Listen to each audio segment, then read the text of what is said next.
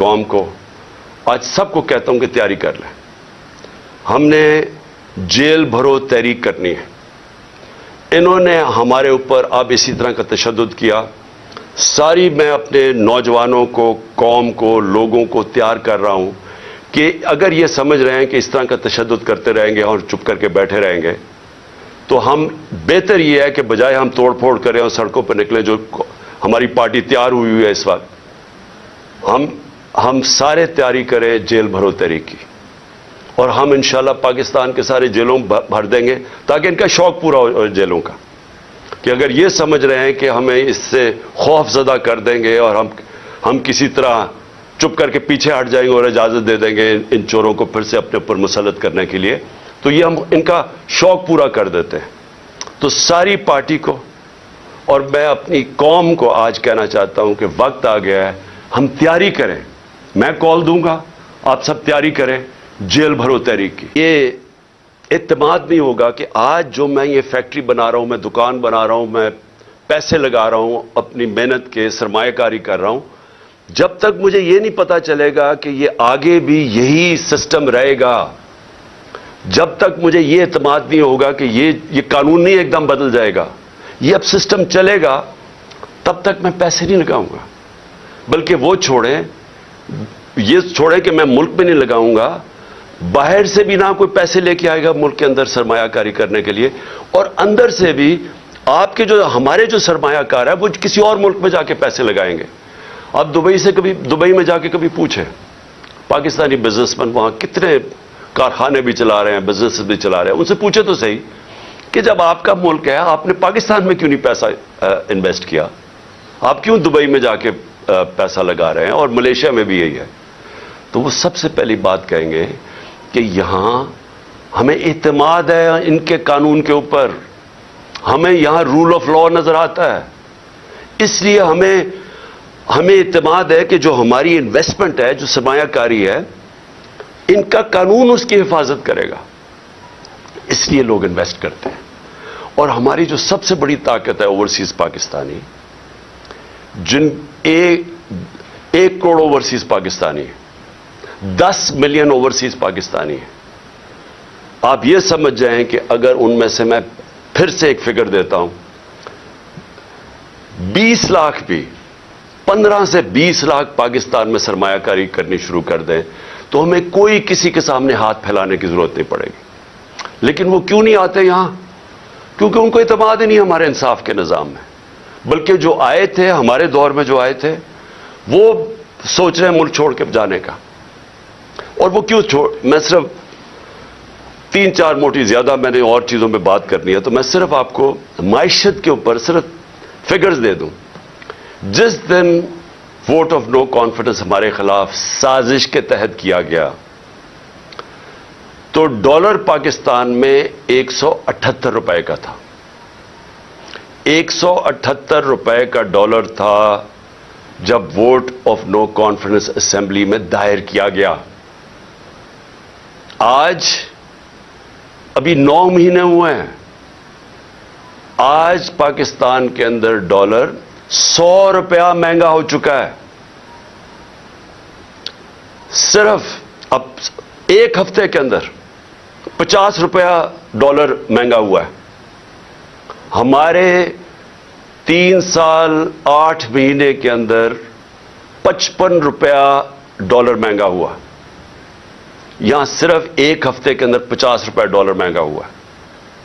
मैं क्यों डॉलर का आपको बता रहा हूं कि इसके बहुत बड़े अब आगे जाके इसके असरात पड़ने लगे हैं आम लोगों के ऊपर। आप जो सुन रहे हैं, आप सबके ऊपर अब इसके असरात आने लगे हैं कि ये आ चुके हैं। महंगाई आ चुकी है। अभी भी जो महंगाई है 50 साल में पाकिस्तान की तारीख में सबसे ज्यादा महंगाई है। इस वक्त जो आम इंसान चीजें खरीदता है, सबसे जो बुनियादी चीज है वो आटा है। वो 60 रुपए किलो से पहुंच गया है 150 रुपए पे। ये आम आदमी खाता है।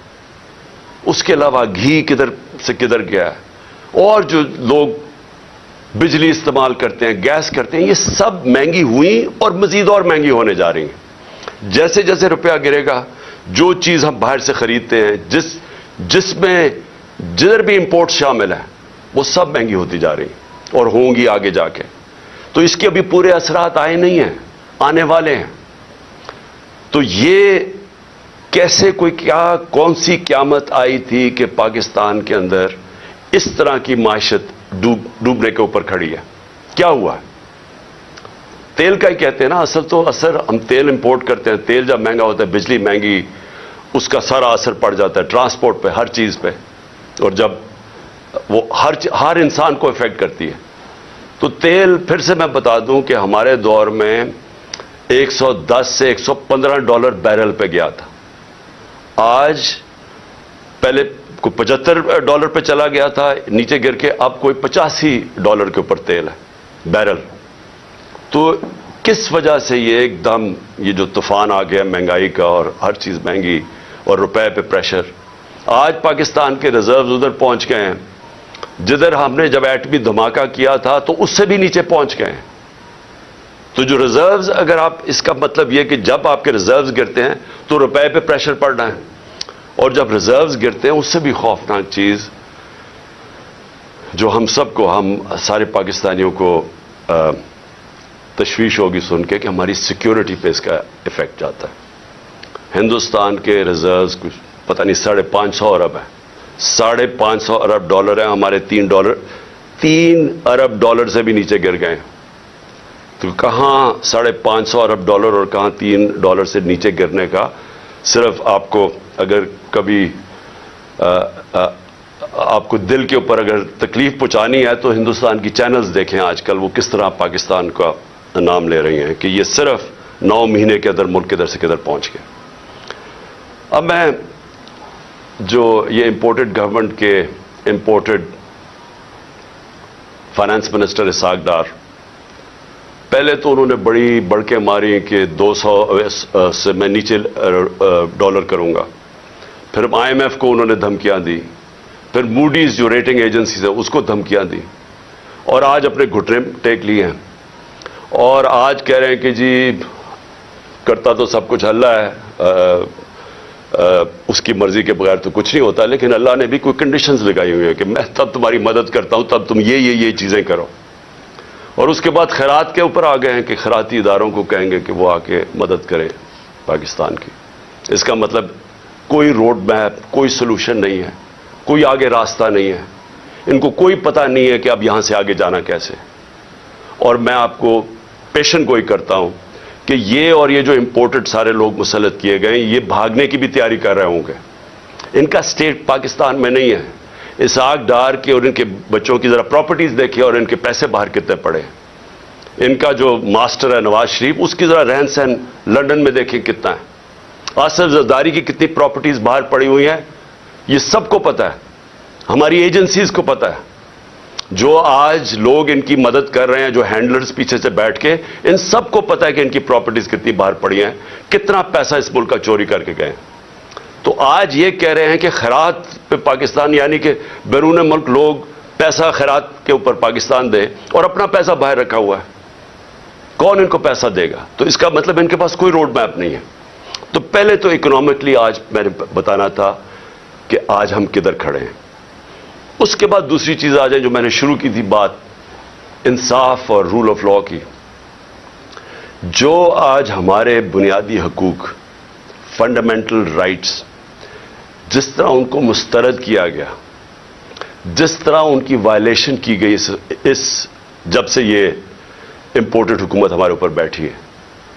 मैं फिर से रिपीट करता हूं, जनरल मुशर्रफ के मार्शल लॉ में मैं ऑपोजिशन में था, मुझे जेल में डाला गया, लेकिन मैं आपको यकीन दिलाता हूं कि इस तरह का कभी हमने ऐसा जुल्म नहीं देखा जो इन्होंने किया।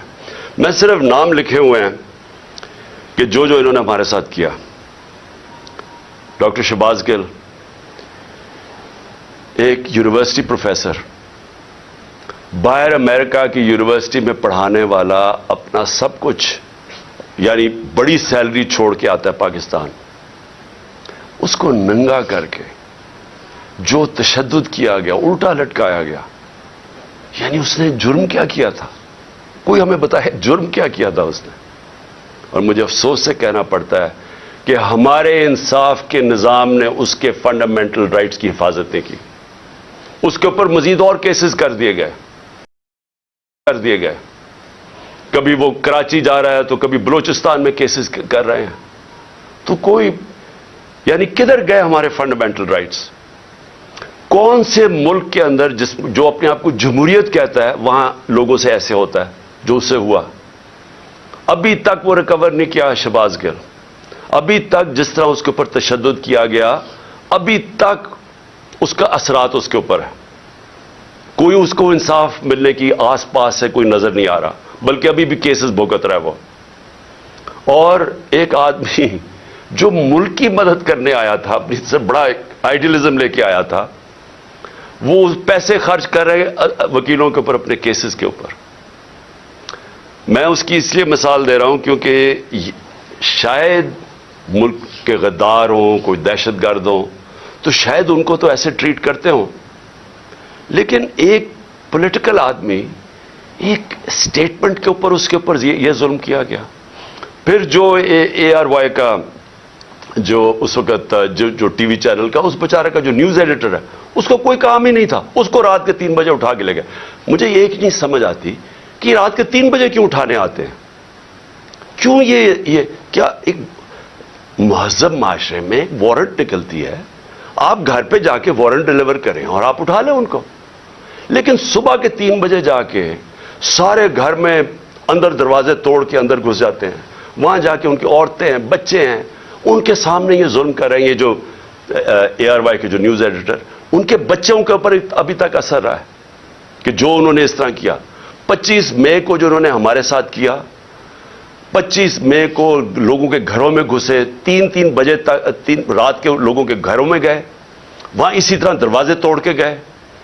एक जो मेजर साहब थे, उनके घर में जब दरवाजा तोड़ के गए तो उन्होंने गोली चलाई।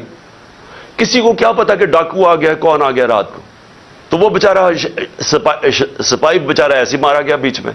जिम्मेदारी उनकी थी जिन्होंने ऑर्डर किया, और उसको उठा के ले गए और उसको फिर उसके ऊपर तशद्दुद किया। उसके बेटा, उसका कोई कसूर ही नहीं था। वो कह रहे हैं मेजर साहब कि मैंने गोली चलाई है। उसके बेटे को ले गए और उस जो बेटे के ऊपर तशद्दुद किया, कितने महीने रख के, किधर गए फंडामेंटल राइट्स? और उसके बाद आजम स्वाति सेनेटर, बाहर पैसे उसने जाके पेट्रोल पंप के ऊपर अमेरिका में काम झाड़ू दे के अपनी बिजनेस बनाई, पैसा बनाया, और वही आइडियलिज्म लेके वो पैसा सब अपना पाकिस्तान भी ले, पाकिस्तान भी आ गए, सेनेटर बन गए एक ट्वीट के ऊपर। और ट्वीट इतनी सच्ची ट्वीट है कि बाजवा को कह रहे हैं कि आपने NRO 2 दिया, सारी कौम कहती है उसने दिया, इसमें तो कोई शक नहीं है। उसके ऊपर जो तशद्दुद किया गया, बच्चों के पोते और पोतियों के सामने सुबह के 3 बजे घुस के उसको पहले मारा, फिर हवाले किया गया नामालूम अफराद के, जिनका नाम भी उन्होंने लिया है, और उनको उसके ऊपर नंगा करके फिर तशद्दुद किया। फिर एक गंदी वीडियो बना के बीवी को घर दे दी, बीवी और बेटी को। यानी ये कौन सी बनाना रिपब्लिक में? किधर गए फंडामेंटल राइट्स? फिर आगे आ जाए फौज चौधरी, फिर सुबह के 3-4 बजे पहुंच गए घर, उधर से फिर उठाया, हथकड़ियां लगाई, ऊपर कपड़ा। यानी ये कोई दहशतगर्द था, क्या था? उसको फिर फराया चारों तरफ, और जो उससे किया, छोटी बेटियां वो ट्रॉमेटाइज्ड, बेटियों के ऊपर असरात अभी तक। फिर शंदाना गुलजार, क्या उसने शंदाना ने किया कि उसको दहशतगर्द बना दिया? ये जमहूरियत है आपके, आप अगर कोई बयान देता है उसको मुस्तरद कर दें। यह कैसे हो गया कि उसके बयान के ऊपर उसको दहशतगर्द बना दिया, उसके ऊपर केस कर दिया दहशतगर्दी का? फिर शेख रशीद को पहले, और फवाद चौधरी को हाई कोर्ट 4 दफा हाई कोर्ट ने IG को कहा कि मेरे सामने फवाद को लेके आओ। IG ने कोई परवाह नहीं की, कहीं और से ऑर्डर मिल रहे थे, कोई फिक्र नहीं की उन्होंने। और फिर शेख रशीद बेल दे देती है अदालत, इस्लामाबाद हाई कोर्ट, और केसेस डाल के उसके ऊपर केसेस पे केसेस बनाए जा रहे हैं और उसको रखा हुआ है। एक कितनी दफा शेख रशीद मिनिस्टर बन चुके हैं, उम्र उनकी 75 साल है, रात को हथकड़ियां बांध के उनको कमरे में रखा है, उनके ऊपर कपड़ा डाला रखा है। यानी ये मैं अपने इंसाफ के निजाम को आज पूछ रहा हूं, किधर गए हमारे फंडामेंटल राइट्स? और फिर मैं गिनाना चाहता हूं, इमरान रियाज को उठाया, हर वो आदमी जो रजीम चेंज के जो सहाफी खिलाफ है, हर उस आदमी को सिंगल आउट किया इन्होंने। हर उस आदमी के ऊपर, जिस तरह इमरान रियाज को ये दूसरी दफा उठा के लेके गए थे, अरशद शरीफ की जो सारे इस मुल्क के लिए जो सबसे दर्दनाक कहानी है सहाफियों की तारीख में, जो उससे किया गया, मुल्क से बाहर पर कत्ल किया गया, उसको शहीद किया गया, एयाज अमीर, समी इब्राहिम, गुलाम हुसैन, जो लोग रजीम चेंज के खिलाफ लिखते थे, तनकीद करते थे, उन सारों को बारी बारी कहीं ना कहीं उनको डराया, धमकाया, उठाया गया।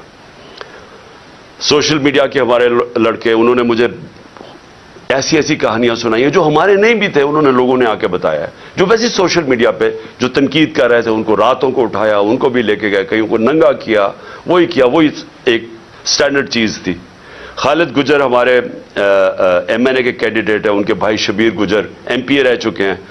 कल रात उनके ऊपर पुलिस पहुंच के उनके गांव के ऊपर सराउंड कर दिया, गाड़ियां तोड़ी वहां। फरोख हबीब, उसके ऊपर डकैती का केस डाल दिया। मेरे ऊपर अब मैं अपने 60 FIR है मेरे ऊपर। और जो सबसे हैरान कुन चीज यह है कि अगर मैं एक्स प्राइम मिनिस्टर हूं, अपनी FIR नहीं कटवा सका, और उसके बाद जो JIT बनी थी, जो चीजें निकाल रही थी, जिसमें वाजे हो गया कि और वो लोग शामिल थे जिनको मैंने 3 नाम जो नामजद किए थे कि जो FIR में, वो वाजे हो गया कि वो इसके पीछे है। ना वो, फिर से मैं कहता हूं कि जो DPO गुजरात, ना वो अपना फोन देने के लिए तैयार था, उसको भी कहीं से हुक्म आ रहा था। ना CTD के अंदर वो जो SP था, ना वो तैयार था अपना फोन, जिसमें उसने वो जो दूसरी वीडियो बनाई थी, वो जो शूटर था नवीद या नदीम, ना उन्होंने दिया, ना उन्होंने कोऑपरेट किया। लेकिन जो रिपोर्ट दर्ज करवाई गई अदालत ने, JIT ने अदालत में जो रिपोर्ट दर्ज करवाई, उसके अंदर यह चीज वाजे हो गई कि 3 शूटर थे, एक नहीं था, तो दीनी इंतहा पसंद का सारा खत्म हो गया केस। लेकिन जो CTD के अंदर जब उसको नवीद को उठा के CTD लेके गई, तो वहां 5 नामालूम अफराद थे। क्या काम था उनको CTD में? तो क्या अगर किसी में कोई शक है, तो अब ये शक हट जाना चाहिए कि ये जिन लोगों ने करवाया था, उनका काम मेरी हिफाजत करना था, उन्होंने ये करवाया सब कुछ, और इसलिए वो कवर अप कर रहे हैं। केयरटेकर गवर्नमेंट कैसे हो सकती है कि JIT की, जो पंजाब गवर्नमेंट ने नोटिफाई की हुई JIT, उसको बंद कर दिया, उसका काम नहीं करने दे रहा है? किस चीज का खौफ है? क्योंकि ताकतवर लोगों ने अपना फैसला किया हुआ है कि अगर वो कानून के ऊपर है, ये है। और फिर मैं वापस जाता हूं कि ये सारे जो मैंने आपको केसेस इसलिए बता रहा हूं कि यहां रूल ऑफ लॉ नहीं है, यहां इंसाफ खत्म कर दिया है, या जंगल के कानून की तरफ निकल गया पाकिस्तान। और कोई मुल्क जिधर इंसाफ और रूल ऑफ लॉ नहीं है, वहां खुशहाली नहीं आ सकती। ये हम अंधेरे की तरफ लेके जा रहे हैं। और ये मजीद जितनी ये और कोशिशें कर रहे हैं, जितना हमें डराने धमकाने की, ये सिर्फ साबित कर रहे हैं कि इस मुल्क में माइट इज राइट है, जिसकी लाठी उसकी भैंस, कि कोई इंसाफ नहीं है कमजोर को।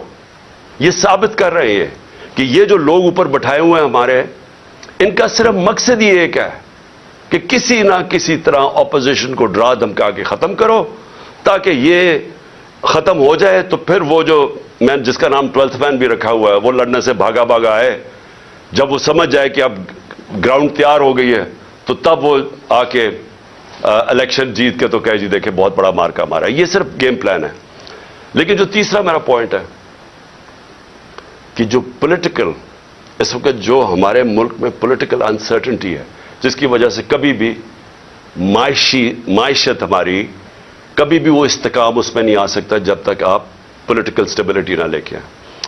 तो हमने जब फैसला किया, मैंने फैसला किया कि हम अपनी दो गवर्नमेंट्स को डिसॉल्व करते हैं, पख्तूनख्वा और पंजाब को, तो उसके पीछे अपना कि अगर हम आइन कहता है कि जैसे ही आप अपनी गवर्नमेंट डिसॉल्व करते हैं, जो गवर्नर है उसने 90 दिन के अंदर इलेक्शन की डेट देनी है।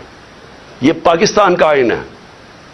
मैंने वो आइन सोच के अपनी गवर्नमेंट्स को डिसॉल्व किया था, और मुझे तब लोग कहते गए हमारे कि ये नहीं करेंगे, कि ये जो ताकतवर लोग हैं ये नहीं होने देंगे। और उन्होंने पूरी पहले कोशिश की कि किसी ना किसी तरह हमें पंजाब में कॉन्फिडेंस वोट ना मिले, फिर कि हम डिसॉल्व ना कर सके थे, डराया धमकाया, यहां आके बैठ गए वो ताकतवर हैंडलर्स, और उन्होंने पूरी कोशिश की।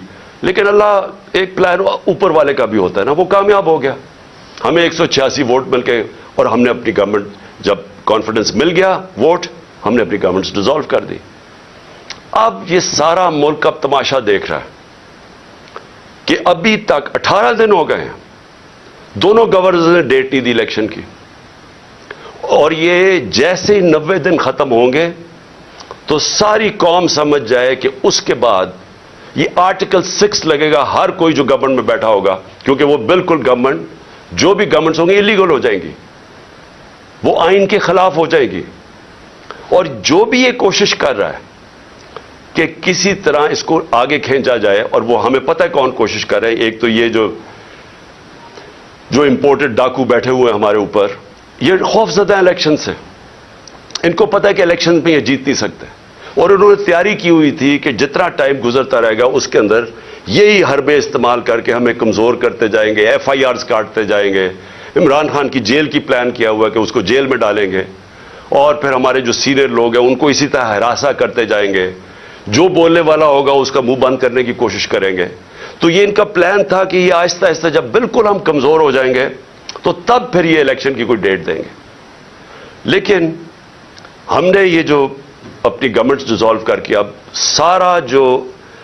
जो सारा पाकिस्तान आज पाकिस्तान की अदलिया की तरफ देख रहा है, और मैं ये उम्मीद रखता हूं कि हमारी अदलिया आइन के साथ खड़ी होगी, क्योंकि अगर ये 90 दिन से ऊपर जाता है तो ये पाकिस्तान के आइन नहीं, पाकिस्तान के रूल ऑफ लॉ नहीं, ये सारी पाकिस्तान की जमहूरियत उस वक्त खत्म हो जाती है। इसका मतलब जमहूरियत नहीं है यहां, क्योंकि जमहूरियत तो चलती है आइन के ऊपर। तो लिहाजा ये सब, अब सारा कौम तमाशा देख रही है कि क्या 90 दिन में इलेक्शन होगा या नहीं होगा। मैं अभी आपको कह रहा हूं कि ये जो इंपोर्टेड हुकूमत है, ये इतनी खौफजदा इलेक्शन है, क्योंकि इन्होंने पूरी कोशिश की सबको मिला के, जो 16 जुलाई को इलेक्शन हुए थे, बाई इलेक्शंस पंजाब में, उसके बावजूद हार गए। फिर उसके बाद सारी जमातें एक टिकट पे लड़ी, फिर हार गई, वो जो अगला अक्टूबर में इलेक्शन हुआ था। तो ये डरे हुए इलेक्शन से, तो ये इलेक्शन से डरे हुए हैं, मुल्क तबाही की तरफ लेके जा रहे हैं। रोड मैप है कोई नहीं, कोई चीज कंट्रोल में इनके नहीं है, सिर्फ और सिर्फ इस डर से कि इलेक्शन ना हार जाए। इनको कोई फिक्र नहीं है कि मुल्क बर्बाद हो जाए, क्योंकि इनके पैसे बाहर पड़े हुए हैं, इनका पाकिस्तान में स्टेक ही कोई नहीं है। इन्होंने फिर से मैं कह रहा हूं, ये फिर बाहर भागेंगे। लेकिन इस जो मुल्क में रहने वाले लोग हैं, उन सबको तो सोचना चाहिए ना कि हम किधर जा रहे हैं, और उनको फिक्र करनी चाहिए, हम सबको फिक्र करनी चाहिए कि अगर ये मुल्क नहीं है तो हम नहीं है। और अगर जिस तरह माशत तबाह होती जा रही है, तो सबसे पहले तो हमारी सॉवरेंटी जा रही है, आजादी हमारी जाएगी, और जो हम पहले से कह बैठे हैं। तो मैं आखिर में अब मैं ख़त्म करने से पहले, मैं ये जो दहशतगर्दी हुई, दहशतगर्दी को भी पूरी कोशिश की गई कि किसी ना किसी तरह इससे सियासी फ़ायदा उठाया जाए। मैं ये शहबाज शरीफ के सामने रखना चाहता हूं, क्योंकि शहबाज शरीफ को कोई या तो यादाश्त ख़त्म हो गई है या प्रेशर में आके इनको चीज़ें नहीं याद।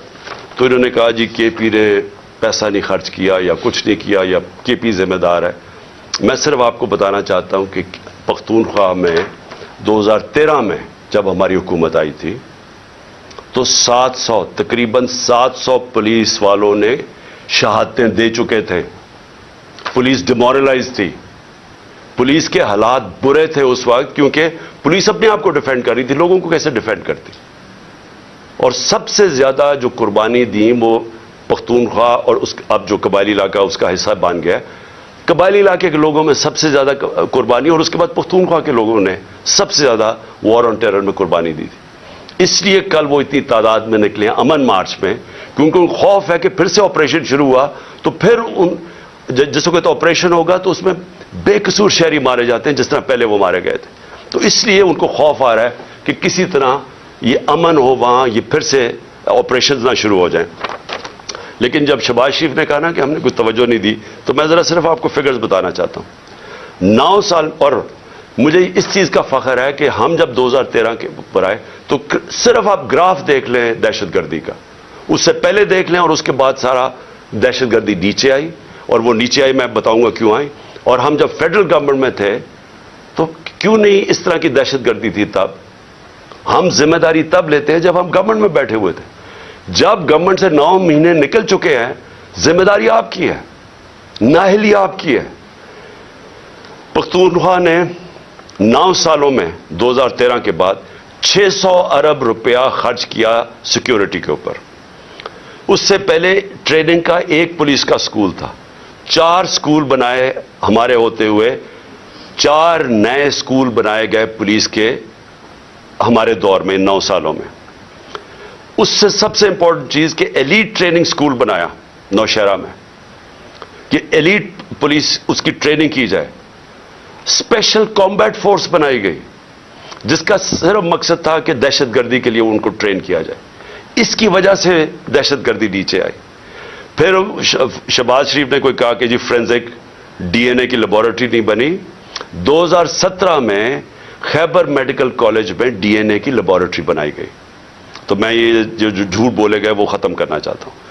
फिर उसने कहा कि फाटा का जो बजट है उसमें सारे सूबे कंट्रीब्यूट कर रहे थे। जब फाटा का मर्जर हुआ तो सब ने फैसला किया कि हाँ हम पैसे देंगे ताकि फाटा जब हिस्सा बना पख्तूनख्वा का तो उसको आराम से अब्जॉर्ब करने के लिए यह फैसला हुआ था। मैं आपको सिर्फ 2 सूबों ने पैसे दिए थे। वो जो कमिटमेंट की थी कि 4 सूबे अपने एनएफसी अवार्ड से पैसे देंगे, सिर्फ 2 सूबों ने दिए। पख्तूनख्वा ने खुद दिए और दूसरा पंजाब ने दिया। बाकी 2 सूबों से पैसा नहीं आया वहां। और जब हमारे दौर में हमने 55 अरब रुपया हर साल हमने एलोकेट किया था फाटा के लिए ताकि वहां डेवलपमेंट हो और वो मर्ज कर जाए आराम से। जब से पीडीएम आई है 55 अरब से सिर्फ 5 अरब रुपया दिया गया है पख्तूनख्वा की हुकूमत में। तो मैं ये सिर्फ करेक्ट करना चाहता था कि ये जरा झूठ बोले गए थे। आखिर में जी देखें, मैं ये आखिर में बात करना चाहता हूं कि प्लान तो इनका बहुत वाज़ेह है।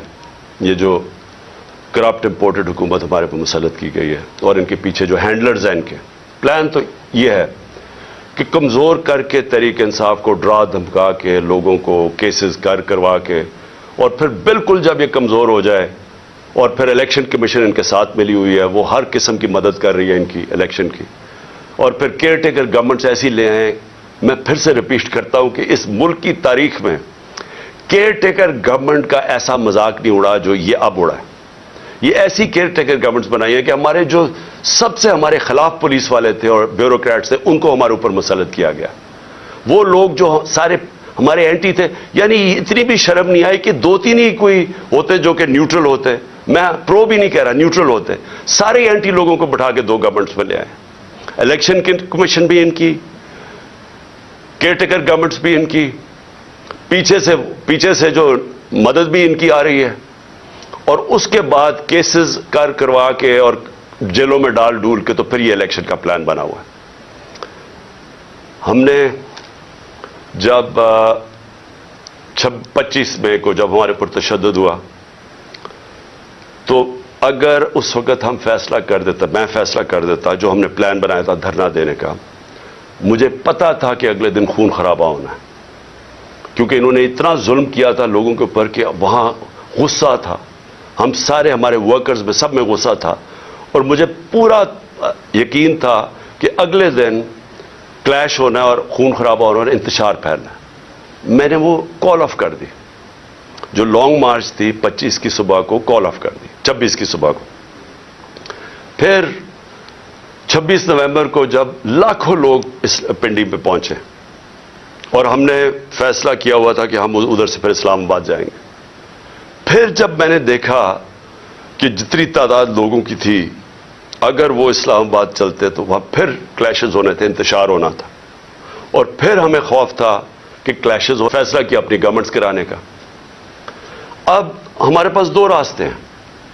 जो ये कर रहे हैं मुल्क गिर, हम स्ट्राइक्स, पहिया जाम, डेमोन्स्ट्रेशन, ये रास्ता है। ये भी वैसे जमहूरियत का रास्ता है, लेकिन मायशत का इतना बुरा हाल है कि अगर हम इस रास्ते पर निकल गए तो मजीद और नीचे जाएगा। इसलिए मैं आज अपने सारे वर्कर्स को, पाकिस्तानी कौम को, आज सबको कहता हूं कि तैयारी कर लें। हमने जेल भरो तहरीक करनी है। इन्होंने हमारे ऊपर अब इसी तरह का तशद्दुद किया।